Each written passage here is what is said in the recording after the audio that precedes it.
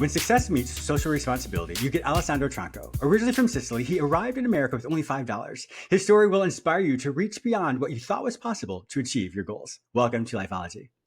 Well, thank you. Thanks for having me, James. This is going to be exciting. I have a couple of friends from Sicily, so they're very, very precocious, very interesting people. So I'm looking forward to speaking with you as well. Now, Thank you're you. originally from Sicily, of course. Now, you came over when you were 5 years old. What brought you over to America? I did. My dad had come here a few times in his lifetime, and he thought this was a better opportunity for us Mm. kids. And so he brought us over at a very young age, and it was amazing. But the thing that happened that was the craziest was, James, at age 15, he moved us back. It was me, my older sister, my younger Oh, sister. He moved us back to Sicily. I'm sure that's quite a change then to go from to start to become acclimated to America and then go back to Sicily. How was that for you? Yeah, it was hard. And when we got back to Sicily, the school system in Italy didn't recognize all the American like school system things we had. So they wanted Oh to no. push us back 3 grades. Oh my gosh. Yeah, How so would it we even didn't make do that. sense? Yeah, of course not. How would that even make sense from a developmental standpoint? Because you'd be so much more mature than the other It kids. just didn't make any sense. They said, you don't know Latin, you don't know Greek. And they just had all these excuses of why they wouldn't put us in our appropriate grades. So we didn't go to school for about 8 months. And then I moved back to America by myself. My older sister came Mm. with me, but I went to live at a friend's house. She went to live at a friend's house. And if you could imagine your parents sending you back to Mm. America with no credit card, no cell phone, Wow. $5. And actually, my mother sold her engagement ring to send us Mm. back here. She knew there was no future in Sicily for us. And if we had stayed there any longer, like our whole life would have totally Mm. turned out different. Wow.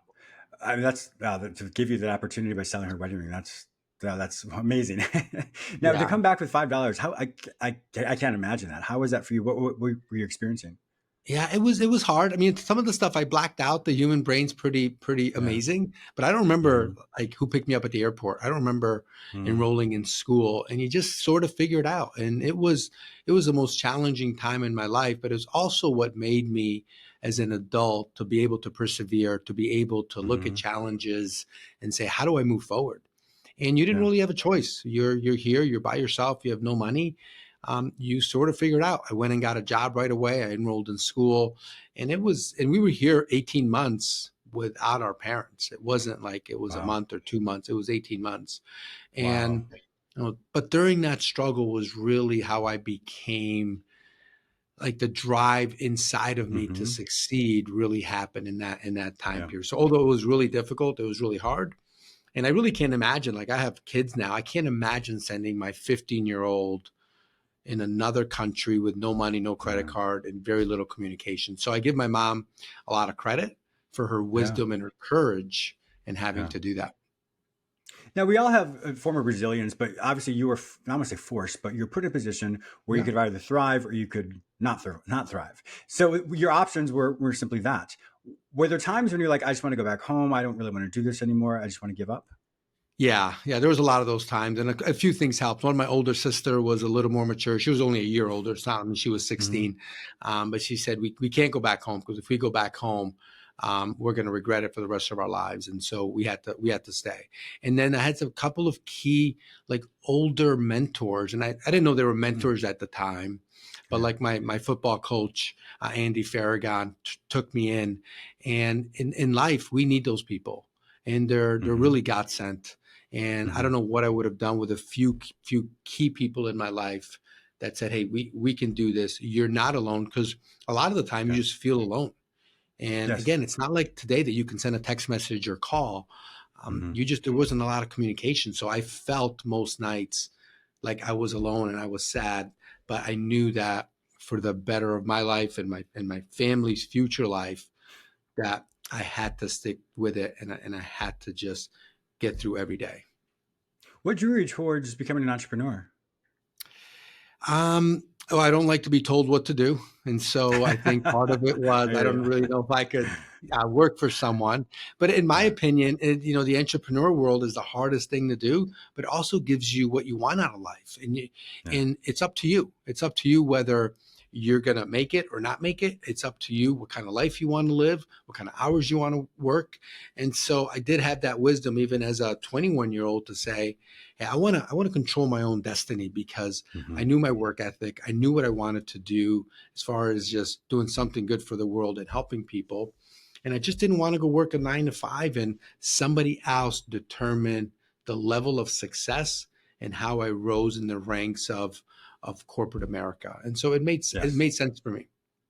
Well, it also makes sense in that you were 15 years old. You almost like an entrepreneur, meaning your life, you had to figure out what to do. And so no one told you what to do per se, but you had to figure it out. You found the resilience and you created a life for yourself. And so I think the lessons you learned at that time really inspired you and probably helped you be a really successful entrepreneur as well. Yeah. And in a lot of ways, it was easier to be a successful entrepreneur than it was to be a 15-year-old kid in a foreign country with no family and no money. So even though it was difficult, it wasn't the most difficult thing I'd ever done in my life. Yeah, that's fair. Comparing yourself from that 15-year-old to now, what's different and what's the same? Yeah. So what's the same is my drive for life, the wanting to get better every day, knowing that this life can be so amazing with so many opportunities, and knowing that even though America has its faults, it's still the best country in the world. And we still have the best opportunities in the world. And again, it's not perfect, but it's a really good place to be. And so that's the same. What's changed is I have a new perspective on money. I have a new perspective. What does success mean? You know, in my younger days, it was, I just don't want to be poor, and money is better than not having money. And a lot of the money was used for an expensive car, an expensive watch, or to make me feel better about myself. And I think those of us that have been in that position, for the most part, James, we get there and we're like, well, there has to be more. Like, it's not fulfilling to buy a new watch. It's not fulfilling to buy a new car. So what's really changed my whole perspective is, what is money for? And money is there to help other people. And I tell young financial advisors this all the time. If you want to save the turtles, if you want to save the rainforest, you're going to need money. And so, if you make more money, if you become so successfully wealthy, there's so many things that you can do with it. And you never know when mom or dad need an operation and the medical bills are overwhelming and they can't afford it. You never know whether a sibling is going through a divorce and they have no place to stay. You never know when one of your best friends is just down on their luck, and you can give money and not worry about like, how am I going to pay my bills because I'm helping this person out? And that's really changed my whole perspective on life, is like, what is wealth for? What is money for? And not that we can't have nice things. I still like nice things, but I don't think we need 4 Rolexes. I don't think we need 5 cars, because it's not going to make you any happier. And I've interviewed a lot of people, and that is very consistent. Nobody ever tells me, well, when I buy that new pair of shoes, it makes me so happy for so long. It makes you happy for about 30 seconds. And then you realize it's just another pair of shoes. Yeah. When I moved down here to Florida from Washington, D.C., I had a really successful practice up there. I wanted to reinvent myself. I didn't want to be known for my accolades up there. So I came down here, I sold my fancy car, and I bought a car that I would never buy. And I won't say what kind of car it is. It's a nice car, but I would never buy this car. So I bought the car because I could either buy a car that I would usually buy, or I could buy, a really used different type of car. So I chose a different type of car because for me, I wanted to redefine what success meant, what quality of life meant. And so to do that, I bought this car, and for a year and a half, I drove it everywhere. And every time people would be like, oh, that's an interesting car. I'm like, yeah, it is. And so, but for me, it was to reinvent myself, because I realized as well, I can make a lot more money, or I can choose not to. What affects my quality of life? And so for me, it was really about how to determine, what does that mean? So I live down here on the ocean. I have a beautiful home, and I could make a lot more money. I could make less money. But for me, it's more in a moment, how do I create quality of life for myself? But for you as well, how did you come up with that concept? Not come up with it, but what happened for you to have the idea of wealth, as far as just you want to have enough money to pay your bills, and then it transitioned into giving back? What happened in your life that taught you that lesson? I mean, the quick answer, I just wasn't happy. I just felt like I had everything in life, but I just wasn't content. And at age 48, I just woke up and I was like, something's got to give. Something just has to be different. And so I spent so much time by myself, soul searching, meditating, Yeah. doing yoga, breathing exercises, spending some time in the jungles, doing some crazy, amazing stuff. And I just had this epiphany, like, what is life about? And that's what led me really to write my book, The Buddha Who Drove a Hmm. Bentley, Hmm. that talks about like what my life transformation was like. And it wasn't about money. That's a part of it, because we do need money, and especially if you Hmm. want to, you know, save the rainforest. But it was more about family, and what does family really mean? And Yeah. it was about relationships, like how many relationships do we take for granted? And Mm. it was about, like, one of the biggest like questions I couldn't answer is, I drive fast, I walk fast, I talk fast. And what I kept asking myself is, where are you going in such a hurry? Oh, that's a good point. Yeah. And James, I couldn't answer it. I was going nowhere in such a hurry. Yeah. And Yeah. so and so I just started like thinking about all these things that life is about. And it's been amazing. And just the slowing down, just the enjoying a beautiful walk in nature, whether you live in Mm. Alaska or Florida, the whole world is beautiful. And it Yeah. may be different, whether it's sunshine or snow or wind or rain, but it's all beautiful. And so I've spent so much time in the outdoors in the last couple of years, just enjoying the awe of a Mhm. sunrise or a Mm. sunset that most of us take for granted. Like, oh, there's another Yeah. sunset. But when you Yeah. really sit there and you look at it, and you're just, for me, it's just been like this discovery of how beautiful the world is. And one of the most beautiful animals are birds. Like, Hmm. watching a hawk fly, glide through the sky is not, it's just an amazing, they just glide. And how many of us just look at a bird and just don't even pay it a second Yeah. thought? Yeah. Yeah. For you, you're talking about. I'm assuming you're talking about mindfulness. So mindfulness is a methodology of being present in the moment, being aware of your Mm. surroundings, anchoring yourself with your five senses to the event, to the moments, and not getting lost in your head. Is that something you practice as well, to be able to sit to watch the sunset and watch the birds? Yeah. Yeah. Every day. I Hmm. meditate and just be still in the morning for about an Hmm. hour, in the afternoon for about an hour, at night for about an hour. And it's one of the most beautiful and just healing things I've ever done in my life. And Yeah. people will say to me, well, how do you find time? And we have so much time. Every day. Most of us spend Saturdays and Sundays watching sports, and you're not watching one game, you're watching three games. And Yeah. all of a sudden, you're spending 8 or 9 hours in front of a TV. Netflix, and by the way, I do watch some sports, I do watch some Netflix, but the TV shows that now come on Netflix, it's like it's 4 seasons, 12 episodes each. All of a sudden, you're Yeah. watching a 170-hour movie. And you're like, well, I would never watch a 170-hour movie, Yeah. but we Exactly. do that. When you think about it. Yeah. And so Yeah. people are like, well, where do you have time to run a financial planning business, write a book? So we started a water company. I'm like, there's so much time in a day. It's how are Hmm. you choosing to spend that time? So the Yeah. mindfulness and just seeing, just looking at the sunset is so therapeutic and healing. Less than 2% of people can actually multitask, and when they quantify or measure multitasking, what it basically means is doing two concepts or two aspects that are very similar but in an opposite way. For example, speaking, what would be a good example of that? Speaking Spanish and driving a car. Well, that's not, can't come up with something off the top of my head here. Can't multitask. But the Yeah. point is when we can't multitask. So if we try and multitask the different roles we play, so you're a father, you're a business person. In that moment, you are to do both at the same time. You're not giving your full attention to either one of those roles. And so the mindfulness component really helps you slow down to say, right now I'm a father, I'm talking to my children. Right now I am a financial analyst, I'm doing these different things. And so I think that's one thing that most people don't realize is that the more we do, the less efficient we are. One of my favorite quotes is divided waters lose force. And in that moment, we do too many things. All of a sudden, we don't have the efficacy, or we're not as productive as we think we are.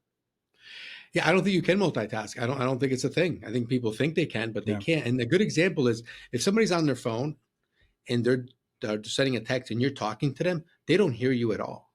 Yeah, I know. And it's just, they don't, we think we can multitask, but we're not. And what we're Mhm. doing is we're creating so much stress on our own body because we're trying to do all these Yeah. things. We're not being authentic to anyone or anybody because we're not really paying attention.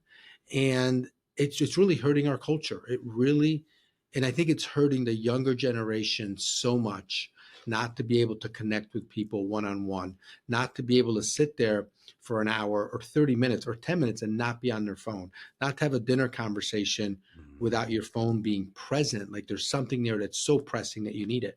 Yeah. And so I don't really believe in multitasking. And one of my favorite saying is like, be where your feet are. Mm. Just, Interesting. just be where I your like that. feet are, just in the moment. That's all we really have. Hmm. And it's such a, James, it's such a hard thing to do, as you know, because society and the world is against us. They want Yeah. us to multitask. You know, there's a Yes. reason, I keep picking on Netflix, but there's a reason why the next show plays automatically without you Yeah. having to That's fair. press a button. Because in that Hmm. state, you're just like a zombie, and the next show comes on, and you're not even realizing that it came on. And then Yeah. at the Good same point. time, you're eating all this junk food that's going into your body. And so your body's energy gets lower. You're a zombie in front of the TV. And 6 hours later, it's like, wow, I really feel terrible. I need to go to bed. I'm really tired. It's very true. The we as humans, we default to the least amount of energy output. So, for example, if you're laying on the couch and you want to do something later, the longer you lay on the couch, the more you default to that lesser version of yourself that doesn't have the energy output. In other words, you don't want to get up, and so that's why we're so tired throughout the day if we lay on the couch all day because of that. And so the point is to have any change at all. If you know that historically you do watch TV all day, just stand up. All we have to do is focus on the energy to stand up. And from there, you'll find a different perspective as you see the world, literally, but that allows you to do different things as well. So I do agree with you that it does allow for us to waste that time. Going back to the whole aspect when people said, how do you find time for mindfulness? It doesn't have to be 20, 30 minutes. It can just be 1 minute, 2 minutes. Something as simple as, let me look around my place. Let me use my five senses, my sense of sight, my sense of hearing, my sense of touch. And when I really anchor myself to my environment, it allows me to just sit here and be like, I really enjoy this. And that is a really quick way for people to reset, to be present in the moment, and then to do whatever the next task is that they have to Yeah. do. Yeah. And what happened to me, and I hope that it happens to you if you try it, like I really started enjoying those moments. I really started enjoying those Yeah. moments of just walking outside and just looking at the trees and watching a Yeah. leaf fall from the sky. And I was like, wow, where's this been all my life? I've sort of missed it. And so I would ask the viewers, just try it on your own. Like, don't take my word for it, Mm-hmm. but just Mm-hmm. try it. Try for a week and see how you feel. Journal it. Like I went for a 10-minute walk Mm-hmm. today, and that felt really, really good because that gave me the motivation to spend more time doing it. You know, when something works for yourself, then it just gives you a little Mm-hmm. bit more like, all right, I'm going to try that again because it felt really good.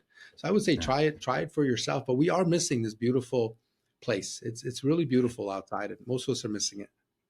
When you discovered this, I don't know how old your kids are right now, but when you discovered this, did it change your parenting style at all?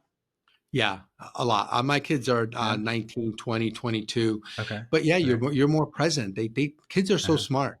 They know that Yeah. you're more present. They know that you're not coming home from work and all of a sudden you're on your laptop or on your phone. So you come home from work, but you might as well have stayed at work.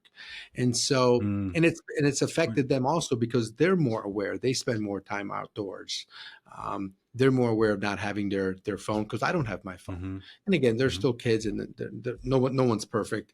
They still have their moments, but yeah, it changed the whole family dynamic about how do we look at the outdoors? How do we look at slowing down? How do we look at treating each other? Yeah. So it's been such a life changing like event for me, like all of this Mm-hmm. findings that it's been incredible. And so now I can enjoy money. Now I can Yeah. enjoy and really figure out who do I want to give to and how Mm-hmm. do I want to be abundant and how do I teach my kids that. And but without all this stuff, like the money doesn't make you happy. It really Yeah. does not. I believe research states that people who anything over $70,000 per year, your happiness factor does not change. So people who make Mm, $70,000 or people who make $5 million a year, the happiness factor does not change. It's all the same because they usually say around $70,000, although that could be different with inflation now. But $70 thousand sure. dollars, that is something where people can pay their bills. They have more than enough to feel comfortable, and so nothing changes. So keep that in Mm, mind. Whatever people make, just know that happiness is determined upon how you perceive the world around you, the gratefulness yeah. that you have, the Yeah. things that you do have, as opposed to things you do not have. Yeah. And I can tell you, there's amazing people out there. We always think that all these people in the world are corrupt or evil. And I talked to so many like cab drivers and Uber drivers, and I got to tell you, for the most part, they have amazing stories. They're really Hmm. great people, and how they're working, and what countries they come from, and so yeah, let's connect with people one on one. Let's really, and you can have such a meaningful conversation in the back of a cab. You really can, if you have 20 Yeah. minutes or 25 minutes to get their life story and how did they get that cab and where do they come from. So it's just been such an awakening for me. And my goal is like, can we get more people on that path? Can we get more people Yeah. connecting with each other in these types of conversations, not through some sort of social media. And social media has its place. It can be really good Yeah. Of course. used in Yeah. the right facets. Yeah. Well, you spoke earlier about the book that you wrote. We have a couple more minutes. Why don't you tell me more about that? Yeah, so the book, The Buddha Who Drove a Bentley, was basically a book that came from really our conversation here, but it really came from God wants us to be bountiful. God wants us to be Yes. Yes. super wealthy, but it's for the right reasons. It's to give Hmm. back and to help others. And so this book kind of brings this character Vincent, but after a couple of minutes, you realize Vincent is me, about this journey of the mistakes he's made and the Yeah. forgiveness he's had to give to himself, which has been the hardest thing for Vincent to do, is to forgive himself for the mistakes that he's made. And so he has a near-death experience. He ends up in this beautiful place, and he meets all these people along the way that teach Vincent a lesson about life. And at the Mm. end of the book, Vincent has a decision to make. Does he stay in this beautiful place that he knows is probably heaven, where he meets all these amazing people, or does he come back to earth and try to give this message to people that are willing to listen? And so at Wow. the end, Vincent has a message, he has a decision to make, and what is he going to do? But he basically learns these lessons that now are Hmm. going to make the rest of his life really amazing. And not that he's not going to make mistakes and not that he's not going to fall Hmm. down, but now he has the tools on how to live such an amazing life. And that's why it was the Yeah. Buddha who drove a Hmm. Bentley. Yeah. And it's been a really just an amazing experience, me writing it. And I then bet. almost daily I get a message from someone that says, hey, I read the book. Chapter 15 was so incredible for me. And so that's been really fun for I me bet. to just to read, and it really makes my day. Yeah. Congratulations. Just thinking about that decision. Do you stay in heaven or you come back? That's a tough one. I'm sure in some days we have certain decisions and other days we choose and have a different choice. But yeah, that would be Yeah. a tough choice to make at times. Tough choice to make, especially when you Well, experience the congratulations on beauty. yeah, yeah, exactly. Well, congratulations on all your success. Alessandro Tronco, if my viewers and listeners want to find out more information about you and purchase your book, where will they find all this information online? So you can go to thebuddhawhodroveabentley.com. You can go on Amazon, Barnes and Noble. That book is being sold everywhere. And I'd love to hear from you. If it's impactful to you, I'd love to get a message from you that tells me that. And then let's spread the love that this world needs more than ever. And that's what life is about. That's right. My viewers and listeners also know that if you can't find this information any other place, simply go to the show notes at jamesmillerlifeology.com and I'll link you with Alessandro Tronco and his book as well. Have a wonderful day. Thanks, James. Awesome. Awesome.